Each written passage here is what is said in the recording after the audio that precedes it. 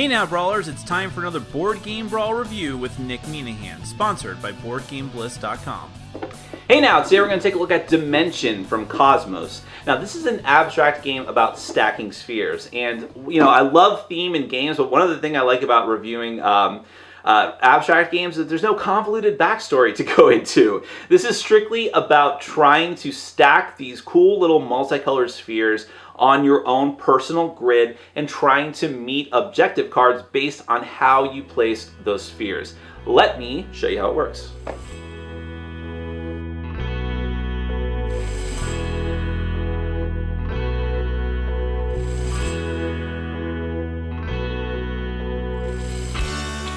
Alright, so this is the setup for one player in Dimension. Each player is going to have the same board with the same setup of balls here. You have all the different point chips. You're going to start off with 10 point chips. You'll also have a little placard here which will give you, it's a cheat sheet for all the different cards, the objective cards that you might find in the deck. You're going to have the 1 minute timer, and then you have bonus chips, which I'll get back to in a minute. Now, one little bit of setup you need to do ahead of time. Each player's board has to have these little rubber feetsies attached to it. So you'll just do that at the beginning, but it's not a very big deal. And then each player is going to get 3 of every color of ball. There's 5 different colors in the game. Always leave your central space here open because this is where you're going to be stacking them during the course of the game in order to meet these different objective cards. Now, the goal of Dimension is to have the most points at the end of the game. The end of the game is going to be after 6 rounds of play. Like I said, you start off with 10 of those points. That's because you can actually lose points during the course of the game, but hopefully you'll be gaining more than you actually lose on each turn. So what's going to happen on a typical round, or any of the rounds, you have the stack of objective cards. You're going to flip over 6 of the objective cards so that all players can see them. And once all 6 of them are out, then you are going to flip over the timer, and each player by themselves, while the timer is running, is going to be stacking their balls out into this pyramidal structure, trying to meet the objectives on the different cards that are out here, but also trying to just get as many out into your tableau as you possibly can, because at the end of the round, every ball that you actually stack up in your central area is going to be worth 1 point for you. However, you are trying to also meet the objectives, which may contradict with you just putting out every ball you possibly can willy-nilly. For example, let's go ahead and take a look at the different types of cards that might be in the objective deck. Cards like this, and you'll find every card here has different variations depending on the different colors, but this one here says that you must have exactly 2 blue balls in your structure. This one says you must have exactly 4 in a combination of green and black. So your total green and black balls cannot add up to more or less than 4. This one says that for these types of cards, one color, every instance of one color must touch every instance of another color. What I mean by that is that if you have orange and blue balls in your structure, they all must be touching another orange or blue ball. Every orange must touch a blue, every blue must touch an orange.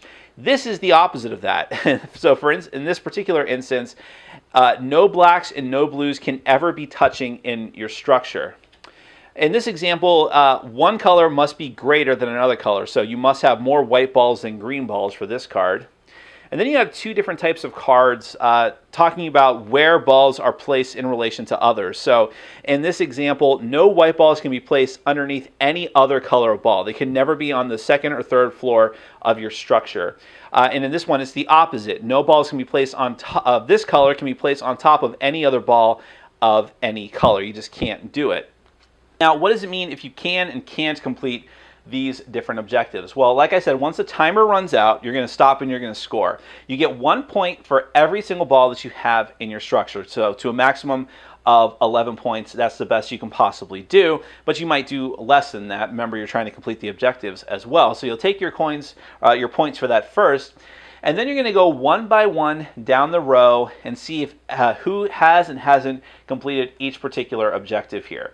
If you have not completed objectives, so let's say for instance this one says green and orange balls and cannot touch, and I clearly have a green and an orange touching, I have not completed that. That means I have to give up 2 points. I take a penalty of 2 points just for not being able to complete that. And then we'll go down the row. If you do complete an objective, you don't get anything, you just don't lose points, unless you have completed every single objective and you have used one of every single color in your structure. If you've used one of every single structure and you've completed all 6 objectives successfully, then you're allowed to take a bonus token. So you'll only be able to get 1 bonus token per round. That's a little bit nebulous in the rulebook, but that's the official word from the designer. Now the bonus tokens are going to be extra points at the end of the game, depending on how many of them you have. The maximum you can have is 6, and if you have 6 bonus tokens, you're going to get 6 extra points. The funny thing about that, though, is that if you have 0 bonus tokens, you get -6 points. So it's not positive points necessarily that you're getting. If you have 2 tokens, you get, or if you get 1 token, you have -3 points. If you have 2 tokens, you get -1 point. So the more you have, the better you're going to do. But it's a pretty harsh thing. You don't get a point just for having a token. You have to have a lot of tokens to have that happen. So once you've gotten all of your points for what you've built in your structure and for all and lost points potentially for all the objectives you've taken, potentially gained a bonus token, then you're going to wipe out the 6 cards, put all of your balls back into their appropriate spots on your board, keep them separated so it's easier for you to gain access to them.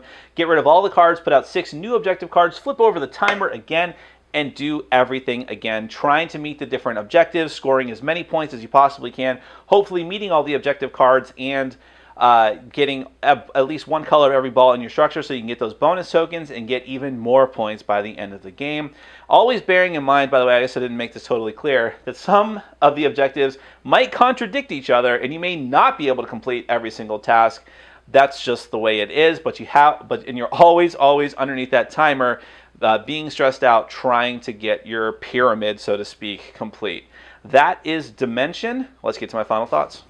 Right off the bat, I got to say that the components of Dimension are the best thing about it. And I think that there's a lot of abstract games that can learn something from Dimension and how good it looks. I mean, it's tied into the mechanics of the game where you have to stack these little spheres, but it didn't have to look as good as it does. They went the extra mile and made it look pleasing, and the graphic design is solid and clean, and it looks like a modern, hip game. So even though it's abstract, it doesn't feel like an old fogey game that is going to be boring at all. You look at it and you're like, what? Like every person that I played around in the games of this that I played, like people sitting at other tables and in the room, were like, what is that? What is going on? I want to play this right now. Okay? So I appreciate that they went that extra mile to make the game look good.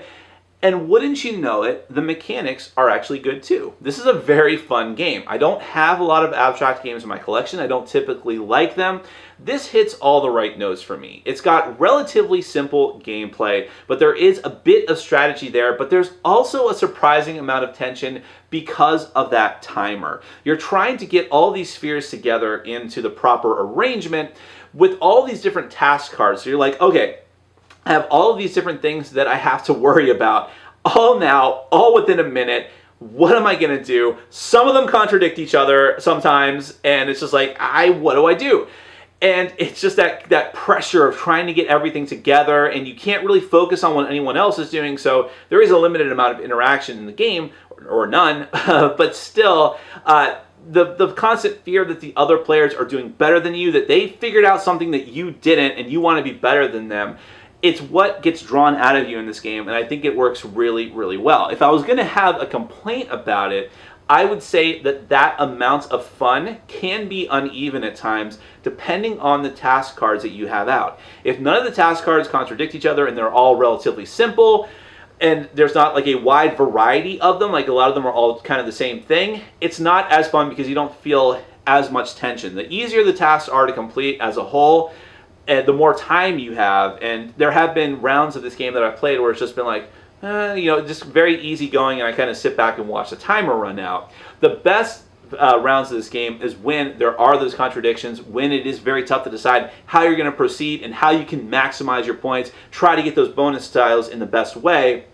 And in those games, those rounds of the game, it's been much more fun. And in fact, I would seriously recommend, I'd recommend 2 things if you play this game.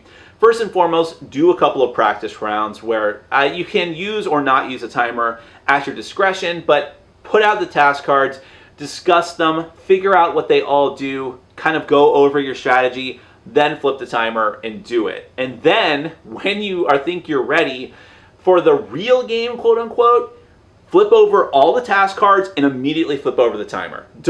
You can kind of discuss them or say what they are as you flip them, like, okay, whites can't touch blues, and blues can't go on top of anything, and boom, boom, boom, boom, boom. Flip over the timer right away. Don't give people a chance to deliberate or think about it too much. That is really going to hype up the tension, and the rules don't explicitly say that you should do it that way, but I think it works much, much better that way. It makes the game much more high-paced, intense, and a lot more fun. Overall, though, it's great. It's great, accessible gateway game. It looks fantastic. It's just the right amount of fun, and I have nothing else like it in my collection, so I think I'll be holding on to it for quite some time. That is Dimension from Cosmos. Thanks for watching. Follow us on Facebook, Twitter, and Patreon. And make sure to check out our sponsor, Board Game Bliss, where you can find an amazing selection of games from around the world. BoardGameBliss.com. Thanks for your support.